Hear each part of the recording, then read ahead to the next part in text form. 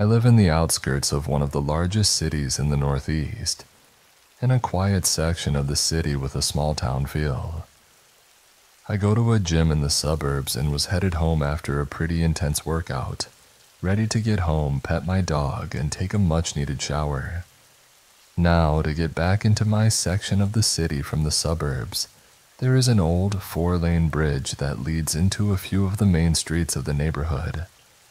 The lanes aren't separated by markings, but there are signs on the bridge, and everyone respects the 2 cars per lane policy.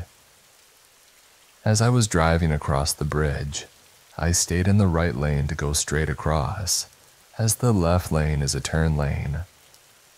As I reached the end of the lane, I noticed that the car at the end was over into my lane by about a foot, and I did my best to cut around him, one of my tires ending a bit up on the sidewalk as I made my way into my lane.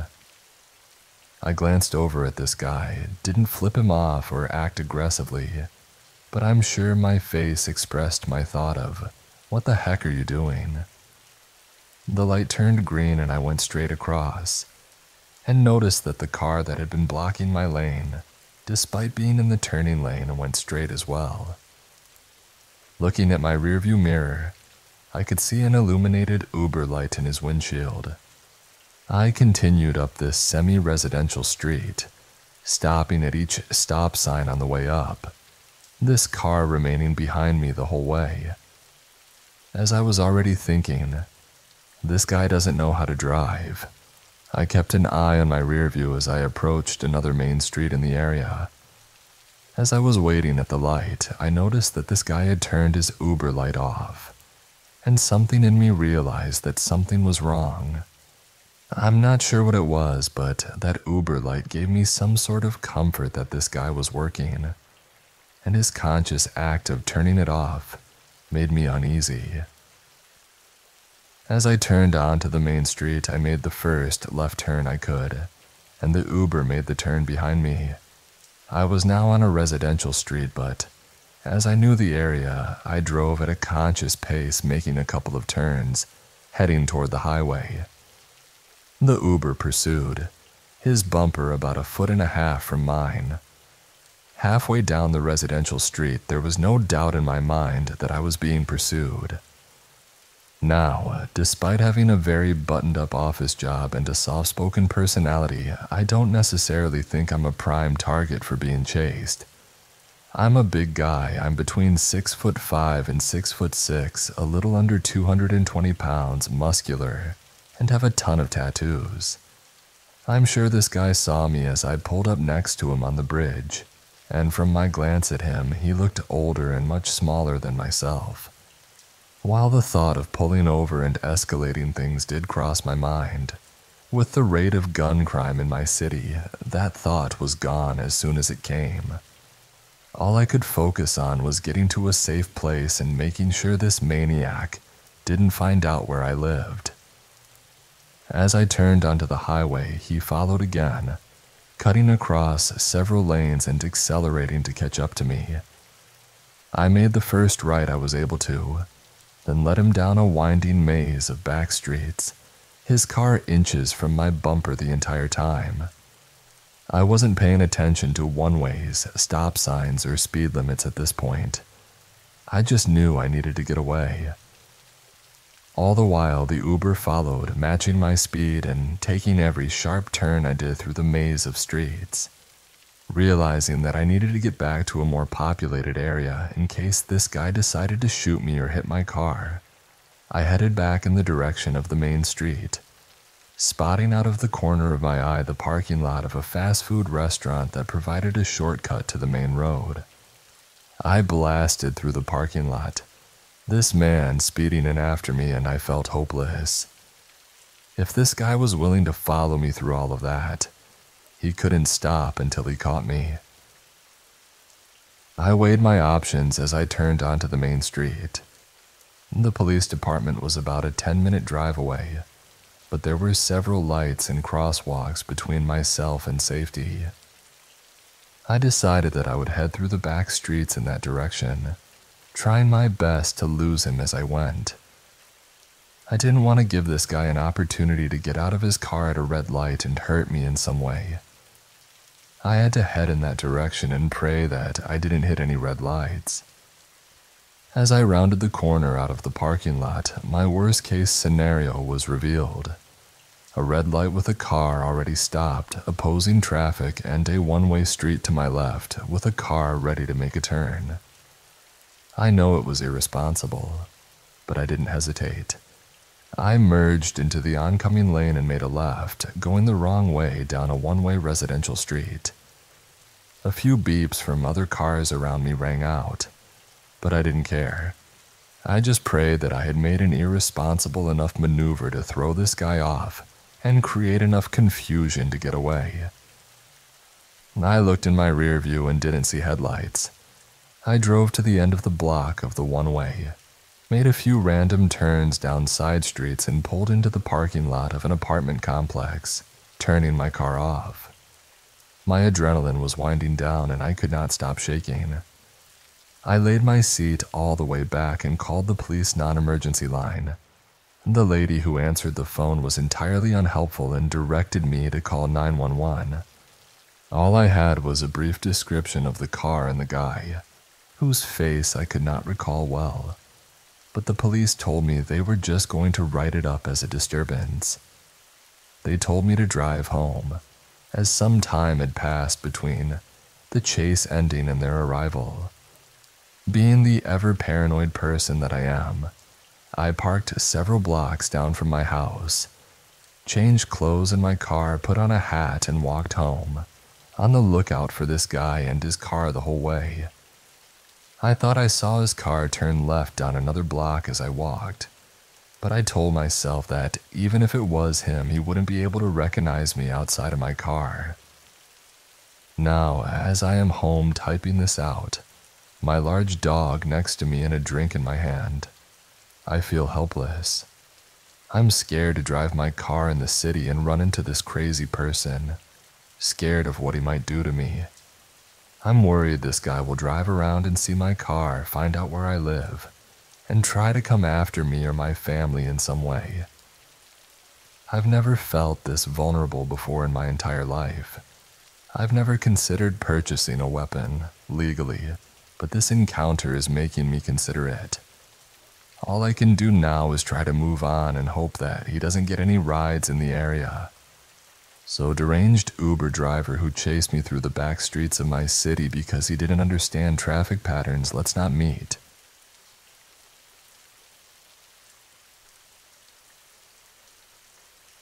So I have to keep this very general, but I need to share.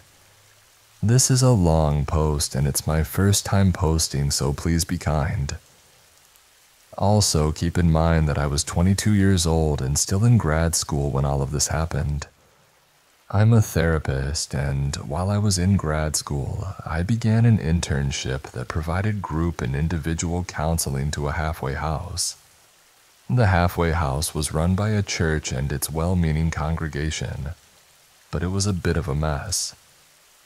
After several months of working with them, I got a phone call from the house parent who said none of the residents were willing to attend group sessions if their new housemate would be involved. The house parent mentioned some typical house drama, so I wasn't too worried. I just told them to go ahead and bring the residents to the clinic, and I would work with the new housemate privately to figure out what was going on. I met with the new housemate first. They seemed a bit reserved and untrusting, but nice. When I asked about the issues in the house, they gave a small curved smile and let out a raspy chuckle or scoff.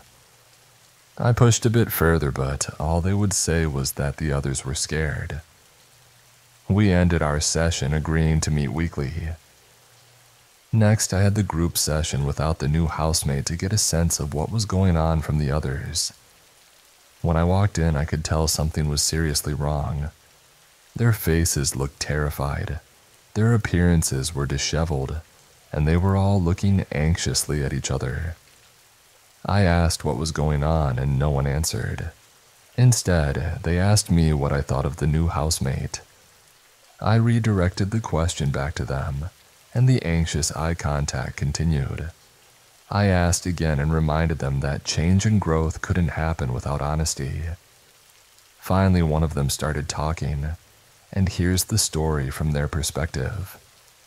We were told we were getting a new housemate, but that we weren't supposed to have much interaction with them. They wouldn't be staying long. No one would tell us why the new housemate was getting the only private bedroom or why they wouldn't be participating in our classes or group activities. They just told us to leave them alone. This went on for 2 weeks, and then they started letting the new housemate hang out and participate in things.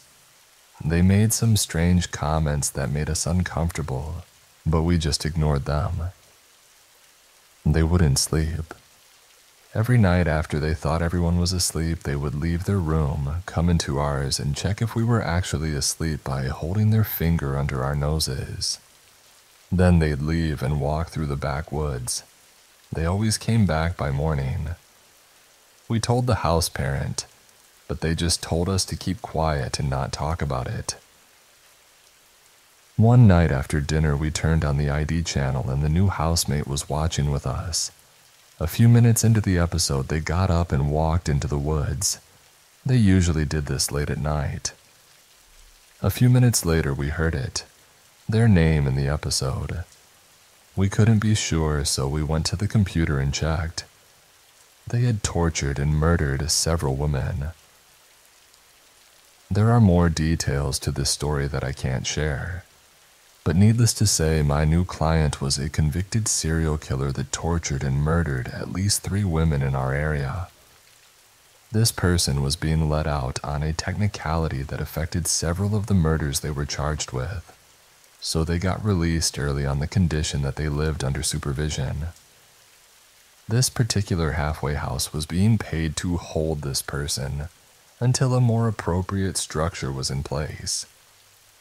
After I did my own research and confirmed everything, I went to my supervisor and professor, and the contract with that particular church and halfway house was terminated. Now for the icing on the cake. The next year, my life was absolute hell. I was stalked, my home was invaded, my dogs were injured, my house and car were vandalized, and survival items that didn't belong to me were found in my attic. It looked like someone had been living there. I would come home, and the house would look different than when I left it. The police came to my house over a dozen times that year and did nothing, so my family hired a security team and installed cameras. 6 months later, a perpetrator was arrested on my property and eyewitnesses and evidence linked him to the crimes. The perpetrator had been out of prison for just over a year on sexual assault and kidnapping charges. Guess who was from the same small hometown as the man arrested? My client. Edit. Here are some answers to a lot of the questions. This incident was over 10 years ago and the stalker is still in jail. I had just bought the house the week before all this started, so I couldn't move elsewhere. I didn't have the money. Several friends offered to let me stay with them, but the police and my psychiatrist believed the stalker would follow me because he was already fixated on me. I have no idea if that's how it works, but I listened to them at the time. My brother, dad, and several friends rotated staying with me for several weeks. There was no evidence of a connection between the stalker and the serial killer, but my brain sometimes begs me not to believe that. I lived in that house alone for another 3 years, then got married and lived there for 2 more years with my husband. I never felt at rest in that home, obviously. We are in a new home now, and with the help of lots of dogs, cameras, home security, and a great therapist, I am doing great. Though I still have severe night terrors from PTSD. The reason I was told they didn't stop the serial killer from walking was because they were about to be transferred, and the house didn't want any big scenes or drama before the person left. Whatever. As for who this person is, I left out or changed up a couple of major details that would make it easy to Google who they are. Happy hunting.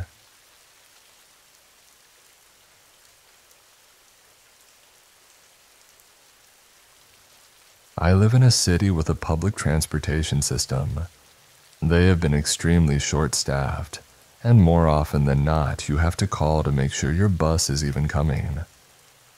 On weekdays during business hours, the public transit operator will order a lift for you to get to work if your bus isn't showing up or if they're short a driver.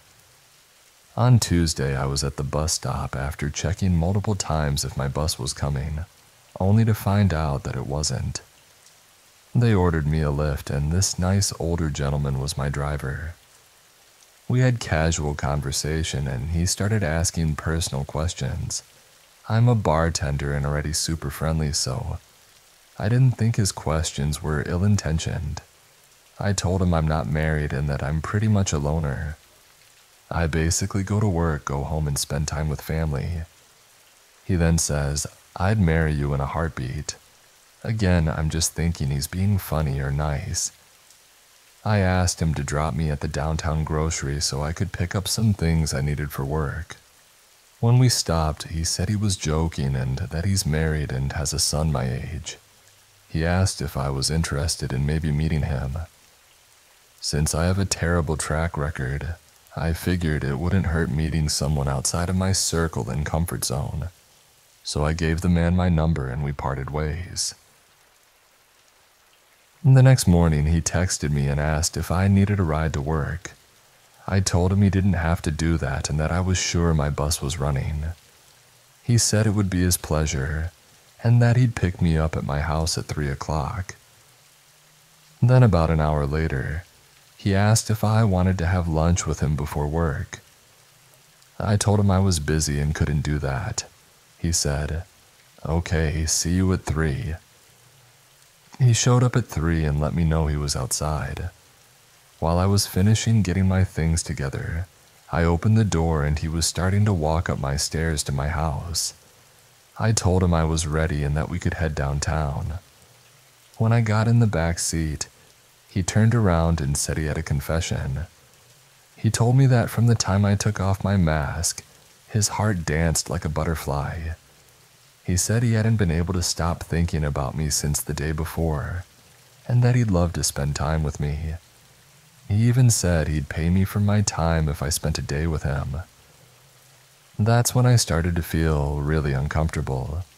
The whole ride was making me cringe, but I knew that in a situation like that with a predator, playing nice is safer than freaking out. He continued on the entire ride about how he loved me at first sight and wanted to make me his Lebanese queen. As we got closer to downtown, I started to feel relieved. He dropped me off at my hotel and said, "See you tomorrow." That evening at work, I checked my phone after a busy happy hour, and he had texted me a couple of times. He sent a picture of the hotel and said he'd wait for me to get off work to give me a ride home. I told him I already had a ride, but thanked him anyway. Thursday morning, I was out running errands with my mom and sister. He texted me and asked how early he could pick me up because he couldn't stop thinking about me. I asked him to please stop and told him I was with family. He continued to text me all day and evening, begging to see me, telling me his heart was aching for his Lebanese queen. I just kept asking him to stop. Friday morning, things escalated. He told me he loved me no matter what. He said he told his wife about me and that he wanted a divorce because he was in love with me. I told him to please not do that and that it wasn't right to treat his wife that way. He said it wasn't my fault, that they were drifting apart anyway. Then he said, "I'm picking you up for dinner at 5:30 and I'm not taking no for an answer." I ignored the messages during the day and just went about my day off. Around 5:25, my video doorbell rang, and he was standing on my porch for at least 15 minutes. I told him I wasn't home and that he should leave. He continued to text me, begging to come pick me up from my parents' house. I was home the whole time but was too scared to let him know that. I eventually called the non-emergency police line, but he had already left by the time I got through. I filed a general report, but technically they can't do anything unless he's standing on my porch threatening me. They advised me to report him through Lyft, so I did. I haven't heard anything since, but the whole thing was just creepy.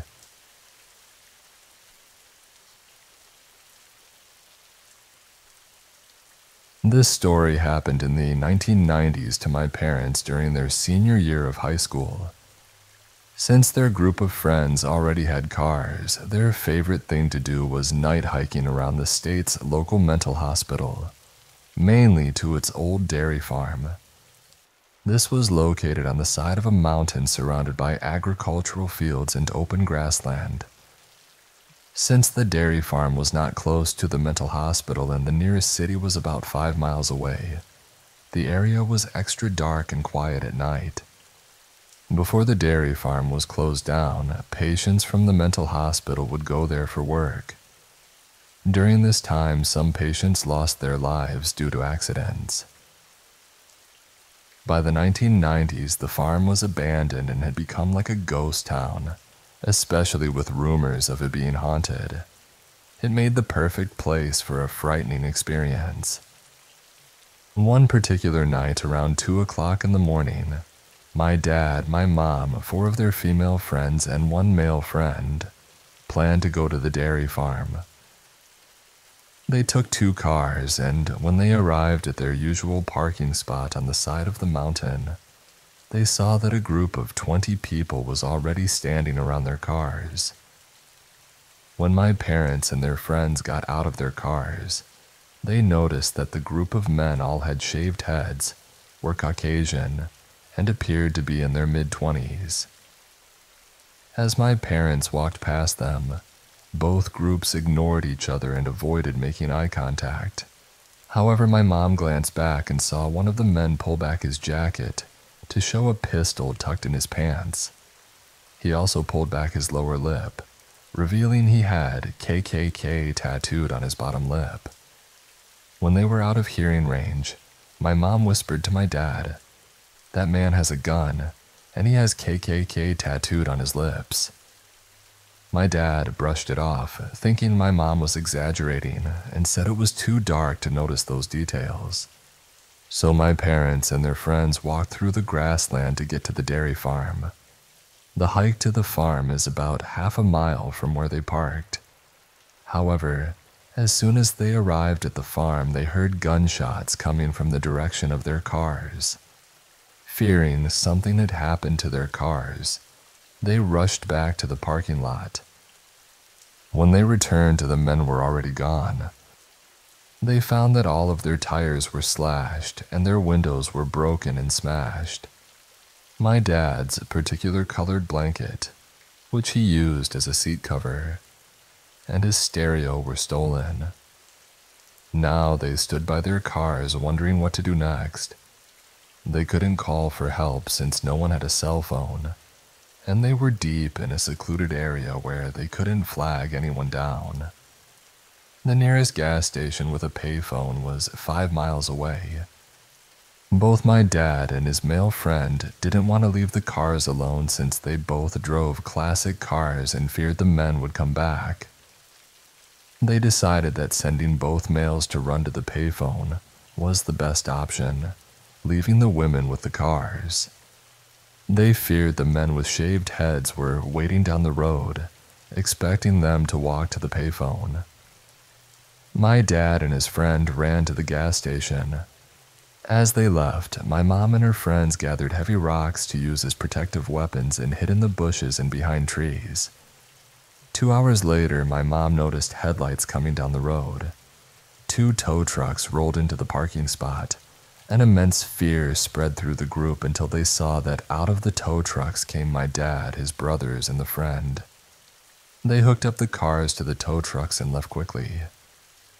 My dad told my mom that as they were running down the dark and empty road, They kept their eyes open just in case the men were hiding with their car lights off.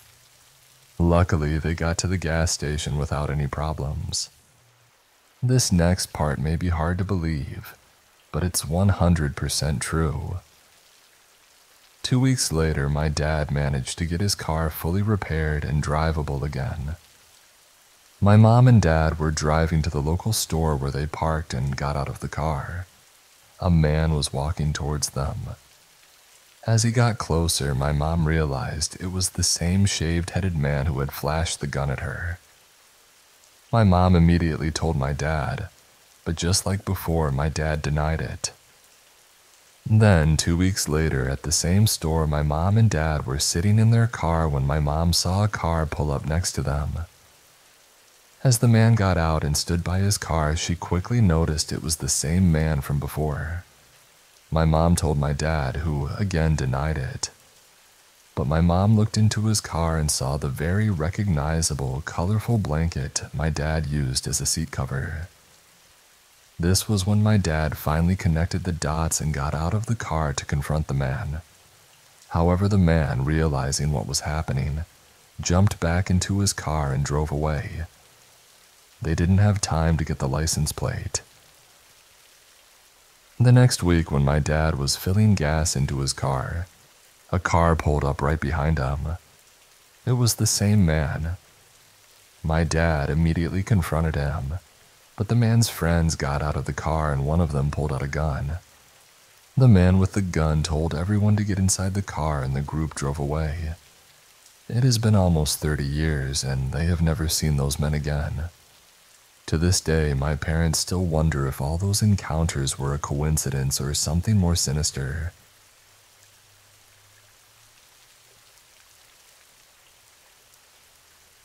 When I was around 12 years old, a random man showed up at our house. Although I was creeped out at the time, I didn't think much of it. Looking back now, it was actually quite disturbing. My mom used to visit her aunt and uncle every Saturday for years. Sometimes I went with her, sometimes I stayed home. They only lived about a half-hour drive away, so she and my grandparents would leave at 11 a.m. and return around 5 p.m. One Saturday, I decided I didn't want to go, so I stayed at home.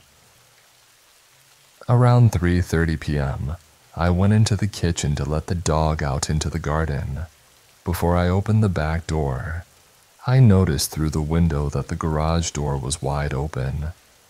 The side door to the garage led down onto the patio in the garden. I also saw that the gate leading into the garden was wide open. This was unusual because the door and gate were always locked. The gate, in particular, had a bolt on the inside that you couldn't reach from the outside. As I opened the door, a random man casually stepped out of the garage and started walking toward the gate. Still standing at the back door, I called out, "Can I help you with something?" The man looked at me, not particularly surprised, and walked over. He said he was a friend of my parents and that they had arranged for him to come over and mow the lawn while they were out. I knew this was a lie for several reasons. 1. My dad was at work and my mom was away for a few hours. They wouldn't arrange for some random person to do the garden. 2. They had never hired anyone else to do the gardening. 3.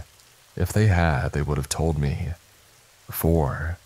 My mom had mowed the lawn a couple of days before. 5. If it had been arranged, he would know that the lawnmower was in the shed, not the garage. 6. It was late November or early December and already starting to get dark.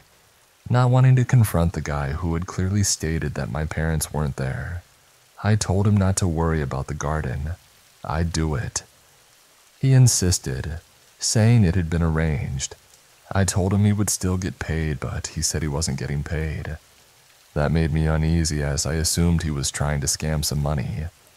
I told him there was no need for him to do it, said goodbye and locked the back door.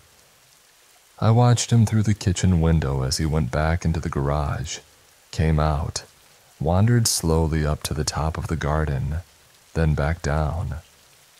He stood motionless on the patio, staring at the upstairs windows of the house, and finally made his way out the gate. I quickly locked the gate and checked the garage, but he hadn't taken anything or left anything behind. So I locked the garage door and went back inside. Then I noticed through the dining room window that he was now standing in the front garden, staring up at the upstairs windows again.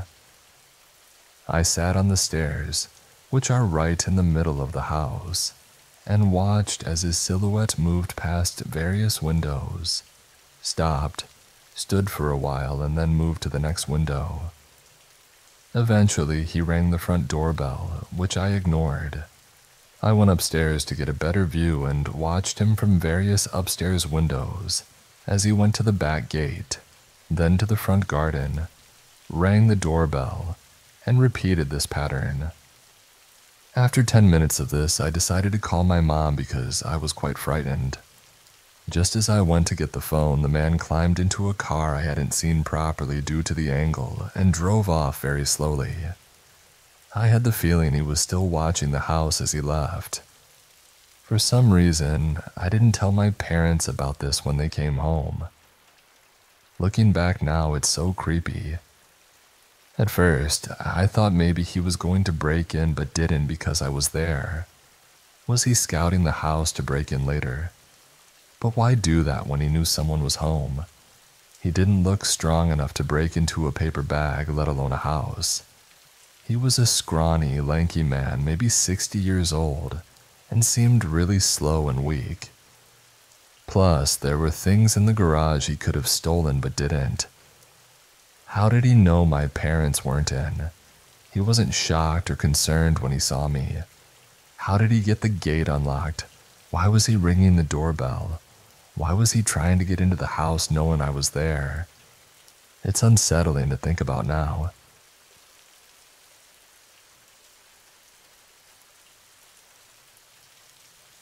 This is so bizarre. This isn't even a memory I forgot, just one that I basically turned into my own fun anecdote to make it less scary. 11 years later, it's incredibly scary, and I know how lucky I was. For context, I was a freshly turned 21 years old and had recently rediscovered a love of dance and started enjoying concerts and festivals. I had attended my first festival when I was 20 and had the most amazing time volunteering and meeting people. It was a last-minute and unexpected situation that first year, but after the incredible experience I had, I was hooked. It's important to mention that I was extremely naive and obviously new to that kind of scene. So the next year I had cut off the friends I had gone to festivals with before, but still had friends of friends who went to the festival that I got along with really well and had good memories with. So even though I was going to my second year at the same festival, I was going solo and just camping with friends of friends, which I suppose was the beginning of the problem. I got going kind of late, so when I arrived at the festival, the lines to get in were extremely long. I had packed diligently, but the service wasn't great, and I was having a hard time contacting the semi-friends that I was camping with. By the time I found them and had set up, it was dark. It was a newer but pretty large festival, and I have a really bad sense of direction. In future years, I would learn to bring battery-operated or solar lights and obnoxious decorations because of this night. It was also in a different location that year, so being unfamiliar with where I was camped and my surroundings, that was the second part where I messed up. My ex-roommate Tom and his girlfriend Gina were the ones I was closest to. We all went to the first show together but got too turned too quickly. I realized the night was going to go sideways. But by the time I realized, Tom and Gina had wandered off, leaving me completely alone. I tried to find my way to my tent, thinking I'd lay down for a bit and be okay, but I couldn't remember how to get to it or where it was. It was dark, and I was starting to panic, not knowing how to find my campsite or anything. I was wearing a crop top and jean shorts in the high desert at nighttime, so it was starting to get cold. I wandered over to the disco area because it was the first thing I found. It had a legitimate disco ball and everything.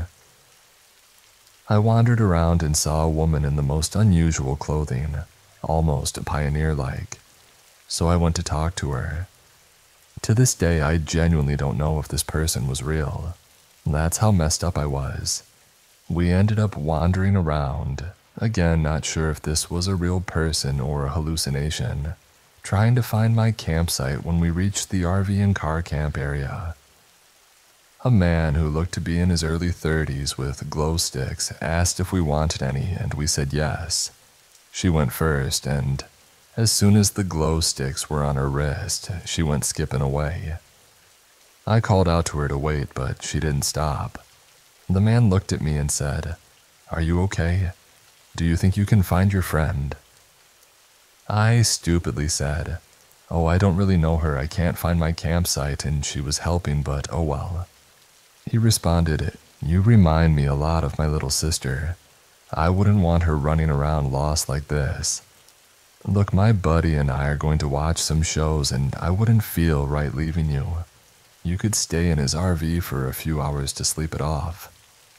Obviously, I was too messed up, too young and too naive to see where this would go, and I stupidly complied and followed him. It was fine at first. It was a toy hauler, I think that's what it's called, so the back end was like a U-Haul that stayed open. The first guy put on an album I had previously loved as a teenager but now can barely listen to, tucked me in and left. I didn't see his buddy at that point. Fast forward God knows how many hours. I had been tripping out to this music and actually getting to the point of being okay when they came back. For the record, I didn't request this particular band, it was on a loop. The first thing that happened was the guy who had told me I looked like his sister climbed on top of me while I was half conscious. Then I felt the second man in his hands. I was still very out of it, but I immediately told them to stop and said, I wasn't in a place for that. They got angry, and the one who had gotten me there was the most frightening. I saw his eyes change in that moment, and knew I was in serious danger if I couldn't get away. I needed to get away from them. I don't even recall formulating a plan. I remember the main man saying, "We helped you, now you owe us." And then I slammed my knee into his groin. I may have forgotten that he was on top of me at that point. All I remember is running for my life into the very prickly bushes, not knowing where I was going but desperately running away. The second man seemed a bit nervous about the whole thing and didn't do much except for touch me while the other one held me down with the weight of his body. I met a couple of kind souls who calmed me down when I was completely freaking out, crying, covered in dirt and thorns, and they gave me a safer space. I didn't sleep that night as I could no longer trust the kind stranger, but I also couldn't find my camp. It was only 10 yards away as I discovered the next day. To the two men who tricked me, trapped me, and would have done something inevitably bad to me, let's not meet again, and also screw you both. Edit. I forgot to add this because it's a pretty intense memory for me, but I'm pretty sure the only reason I got away is that they were on something. I hadn't even met the second man before, so I don't know about him, but the one I did meet seemed crazed and very amped and out of it. And yes, I know the whole thing was stupid of me. I was not even a month into being 21 with very little life experience.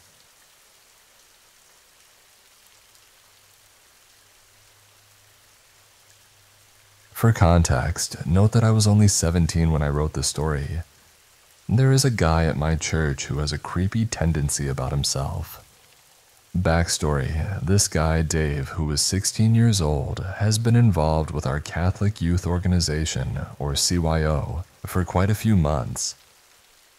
This CYO holds a youth mass on the second Sunday of each month. The members either do the first and second readings or Simply stand in the back of the church and usher. I used to usher, but now I always volunteer to read. Here's why. When the priest says to make a sign of peace with our neighbors, the CYO members hug. Harmless, right? Wrong. Dave thinks it is perfectly normal to hug all of the CYO girls at their waists.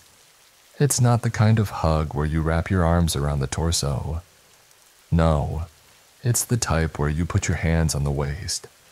This makes all of us uncomfortable, yet I don't think anyone has told him. Maybe because it's so uncomfortable to even speak about.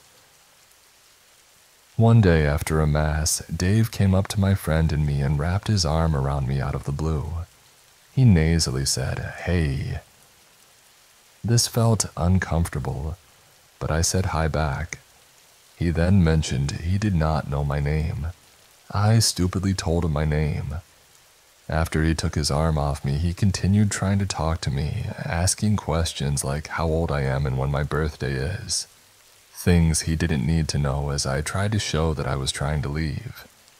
Then he dropped it on me. "Can I have your number?" At the time, I had a boyfriend, so I immediately said no. If I didn't have a boyfriend, the answer would have still been no because I'm not interested. After talking with the other CYO girls, I found out he had apparently asked for every girl's number except for my friend's. A few months later, I saw him at the Halloween party the CYO was hosting. I was simply passing by him when he said hi. I said hi back. He had his arms open to his sides, but his elbows were close to his waist. He wanted another waist hug. I wanted to say no, but I only stood there in silence. He took the hint and waved instead. I waved back. Fast forward to a Sunday in December where I was reading during the Mass and saw him in the back of the church. I thought, maybe he won't try anything today. Wrong again. At the end of the Mass, I went to get my belongings from the back of the church and went to talk to my friend. Cue Dave, who tried to rush a shoulder hug on me. I backed away and said, "What are you doing?" He said, "Hey." In a panic, I said, "Okay, you can't hug me unless you know my name, Dave." In hindsight, that was not a good condition to give this guy. In his nasally voice, he said, "Oh, I'm sorry, what's your name?" I never answered him, I just stood there. My next response was going to be something witty about him needing a glass of water, but instead I said, "Why are you so thirsty?" "Thirsty? I'm not thirsty. You just asked for my name just so you could hug me, and you've asked for pretty much every girl's phone number. Yes, you are very thirsty," is what I wanted to say. Instead, I was just speechless. This guy had the audacity to try and sneak me into a hug when he knows I've shown disinterest before. Dave may not have remembered my name, but he somehow remembered that I had a birthday last month and gave me $5. He also asked if I was going to be at the CYO meeting later. Yes, I was. He said, "See you there," and I died a little inside. He ended up not being at the meeting. I did not see Dave at Mass last month, which fell on Valentine's Day, thank heavens. He was, however, there last Sunday. On this day, I was too tired to read the liturgy, so I ushered instead. The church has 3 entrances. Imagine looking out at a massive church from the altar.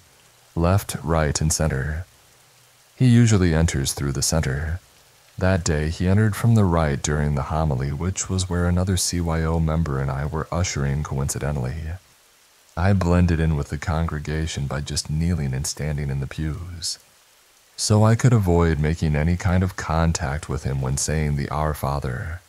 We hold hands when saying the Our Father when the Eucharist starts, or when making signs of peace.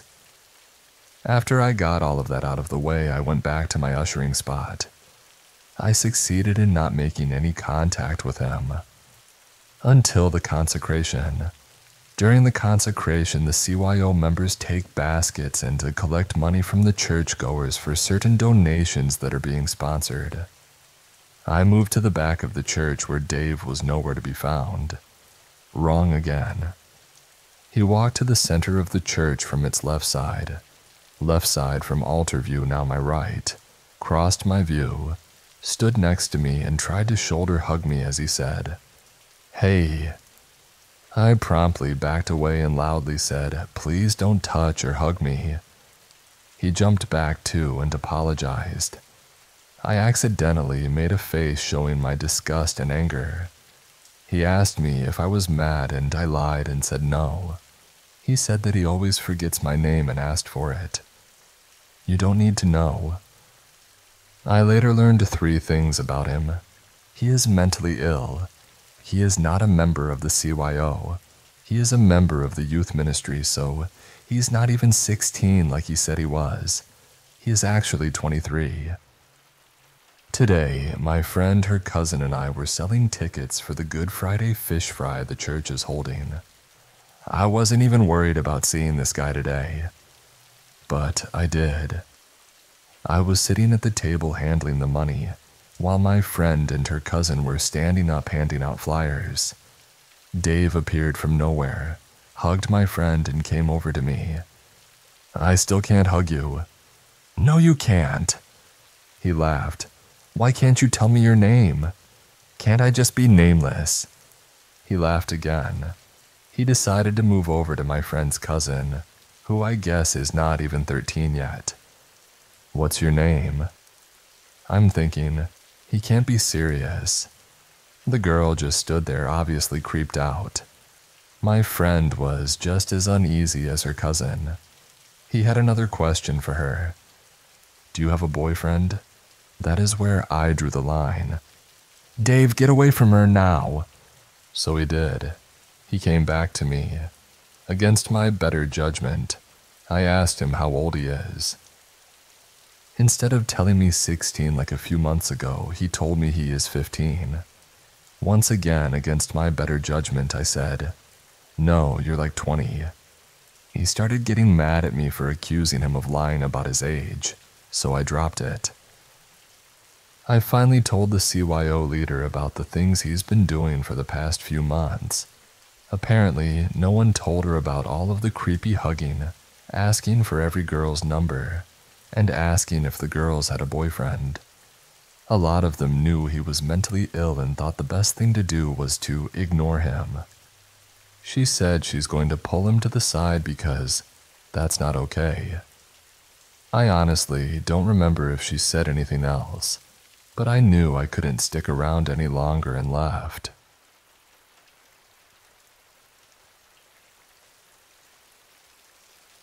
This happened a while ago and might seem mild compared to some stories, but I think about it a lot. When it came to getting my driver's license, I was a bit of a late bloomer. Living in the city made it less of a big deal since walking, public transport, and rideshare apps were all very accessible, and I had no trouble getting where I needed to go. Most of the time, I used Uber to get to work and met a lot of the local Uber drivers. Some of them knew me by name. While there were a few encounters with drivers who acted a bit creepy, none were as unsettling as one particular experience that still scares me to this day. I was about 23 at the time, working an office job downtown. One evening, I ordered an Uber to take me home. I didn't recognize the driver, but everything seemed normal at first. I got in, we said hello, he confirmed the address, and we started driving. The driver was a man in his mid-30s, heavy-set and friendly. He kept glancing at me in the rearview mirror more than usual. Then he said he'd picked me up before, which didn't seem too odd since I used Uber almost daily. But then his comments started to get really strange. He asked why I no longer worked at my former job. I was surprised and a bit alarmed that he remembered where I used to work, considering I hadn't been there since I was 19. He seemed to remember details from about 3 or 4 years ago. He also remembered my hometown, high school, college, what I was studying, and how many siblings I had. He confirmed all of this with me, saying things like, "You're from insert hometown, right? So you went to insert specific high school. And you have two younger sisters, right? Are you still studying art history at insert university?" This might not seem too odd for an attentive and friendly driver, but I was never talkative during rides. I usually avoided small talk and kept quiet. I don't recall ever sharing such specific details with any Uber driver. I would give vague answers like about 40 minutes south or, "Yeah, I have some siblings, but I'm not close with them," to avoid giving personal details to a stranger who knew my address. So it was extremely strange to me that he remembered so much about me. He then asked a bunch of personal questions like my relationship status, when I graduated high school, and where I like to go out with friends. He also knew about my male roommate and inappropriately asked about my relationship with him. I was getting increasingly uncomfortable and my responses became shorter and less cooperative, but he didn't seem to notice. Eventually, I stopped answering his questions and started giving vague one-word responses or pretending not to hear him until he moved on to the next question. Despite my obvious discomfort, he continued questioning me about my personal life for the entire 10-minute ride, glancing back at me through the rearview mirror every chance he got. Towards the end of the ride, he started complimenting me, saying that my name was pretty and that I was very beautiful and smart. He mentioned hoping we'd be paired together again because I was his favorite writer.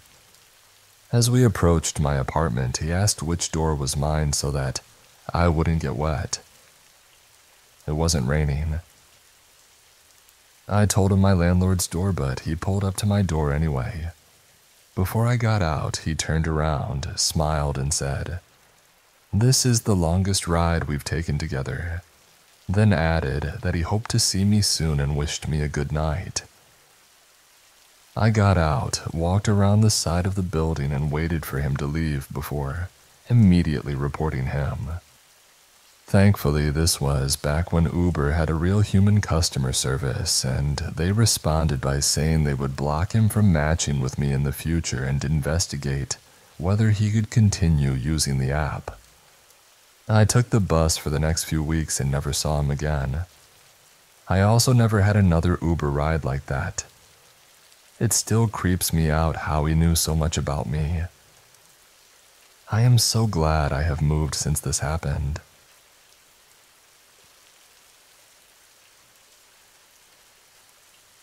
This memory popped up today from 2 years ago, and it's definitely one of the scariest encounters I've had. It taught me to trust my instincts. On September 4th, 2022, I was at home waiting for my boyfriend to get back. It was getting late and I was impatient, so I decided to go out and get snacks from the gas station by myself. We lived in a city that wasn't the safest place for a 22-year-old woman to be out alone at night. It was common to hear gunshots, see cars being stolen, and there had been armed robberies at both gas stations near my house. But I was hungry, so I went anyway. On my way to the gas station, my boyfriend passed me on his bike as I was almost there. This detail turned out to be crucial. It was around 11 p.m. when I pulled into the 7-Eleven and parked by a pump. Before I could even take my keys out of the ignition, a woman was standing at my passenger side door, trying to talk to me through it. To give some background, my best friend and I had a carjacking attempt in another city before this. Since then, I always locked my doors the moment I got in my car. I had done that this night too. I stayed in the car and told her I couldn't hear her, so she walked to my side of the car. She said her ride couldn't pick her up because their car broke down and she needed a ride, showing me texts on her phone. I told her, "I'm really sorry, I don't help people at night," and drove away. I was annoyed that I didn't get my snacks, but didn't think much of it. Just before arriving home, I took a left turn onto a curving road with a shopping center on the right. The first light on this road leads to my neighborhood, where I make another left turn. As I took the first left and approached the shopping center entrance, a car swerved in front of me and stayed on the center line all the way to the light. I kept my distance and pulled in behind them into the turning lane of my neighborhood. When we made the turn, they stopped next to the curb on the right side of the entrance, which put me on high alert. I quickly passed them. Here's some context for the area. When you pull into the neighborhood, there is a long straight road with a left turn shortly after the entrance and a right turn further down. Both entrances connect into a loop around the entire neighborhood, with the straight road being the main road in and out. I passed them on the main road and drove to the second turn to head to my house. As I passed, they started following me at a distance. Other people sometimes follow me, but this felt different. I noticed my boyfriend was home, so I went through the loop and made my way to the other entrance. For a moment, I thought I might be overreacting and considered turning around. But as I drove slowly through the loop, they got closer and closer to me. After the last speed bump, a man was walking to a dumpster and they backed off significantly. I took this chance to drive away quickly. I turned left back towards my house on the main road, yelling at Siri to call my boyfriend. I told him come outside with something to ward them off, and floored it down the main road, honking the horn the whole way. The car followed me and I hoped my boyfriend would be outside in time. I pulled into my parking spot, still honking, and the car skidded to a stop behind mine at an angle, blocking me in. Two men jumped out of the car while I stayed inside, terrified. They approached my doors until they saw my boyfriend waiting. He told them to get back in their car and leave, warning them not to make a single move near me again.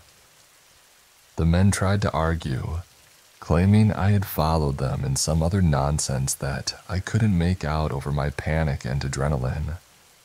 My boyfriend stood his ground and was ready to protect me. The men eventually left, and I took my time getting out of the car, still in shock. The police arrived nearly 2 hours later, saying they didn't see the car in the area. I wonder why. They didn't look any further into it.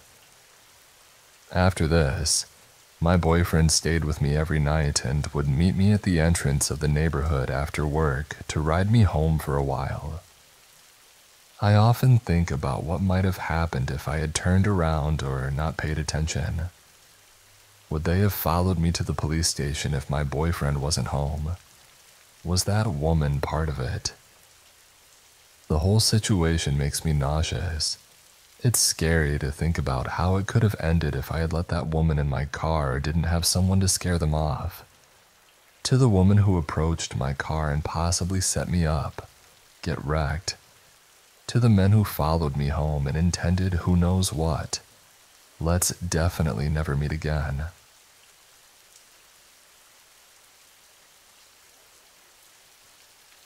This happened a year ago, so the details might not be perfect, but it's worth sharing. During my senior year of high school, I attended a party called Frosh or Slosh, which is a party hosted for the graduating class. I went to the party but didn't drink or smoke due to personal medical issues. Almost everyone else at the party was drinking or smoking, and people got pretty turned. The party started winding down around midnight, but I decided to stay behind because there were a few young and inebriated freshmen waiting for their rides.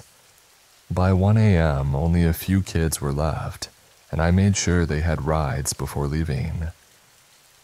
I walked to my car, which was parked alone and away from the main party area. I got in and started the car, but I had a gut feeling to stick around and wait for the stragglers to be picked up. A few minutes later, I saw a car approaching and thought it was the parents, but instead it got closer and closer to my car. The car was a blue truck with big floodlights on its roof, jacked up by at least 2 feet more than normal. The truck pulled up right next to my car so close that not even a small body could slip between the vehicles. I rolled down my window halfway, expecting to have a conversation with the landowner or someone concerned about the party. The driver asked if I had been drinking or doing drugs. He was very repetitive with the question, which at the time I thought was just concern about whether I should be driving. I reassured him that I hadn't done any of that and was sober, just waiting for parents to arrive. He told me he owned the land and was checking on it because it was a known location for high school parties in the fall. The location was a sand pit about 20 feet deep that construction companies use. He asked what school I went to and which school the party was for. I gave vague answers and said I wouldn't share details because my school could get in trouble. He then started asking stranger questions, like if I had a boyfriend, if I wanted a boyfriend, and if I was into older men. He seemed to be in his early 30s and I was 18 at the time. Alarm bells started ringing in my head. I wondered if he was even the landowner and worried about how much I had told him. Since he couldn't see me from his tall truck, I checked to make sure my car doors were locked and kept an eye on my window button. Then he asked if I wanted to come party with us in the other sand pit. I asked who us was, and he said he had friends in the back of the truck. I hadn't seen or heard anyone else, and his truck was so tall that I couldn't see inside from my driver's seat. I was horrified that I had no idea there were others with him and that they could have come to my driver's side while he kept me distracted. I told him no and that I was just waiting for the kids to be picked up. He asked one more time if I wanted to join them for a small bonfire in the other sand pit, and if I was sure I didn't want to have fun with them. I refused again and eventually they left. Later, I realized they had likely been looking for a more intoxicated and vulnerable girl. Unfortunately for them, they found me sober instead. I have no doubt they were trying to lure a drunk girl to take advantage of her in the secluded sandpit. This happened in rural Saskatchewan, Canada. I wasn't able to get their license plate and nobody I've asked recognized my description of the truck.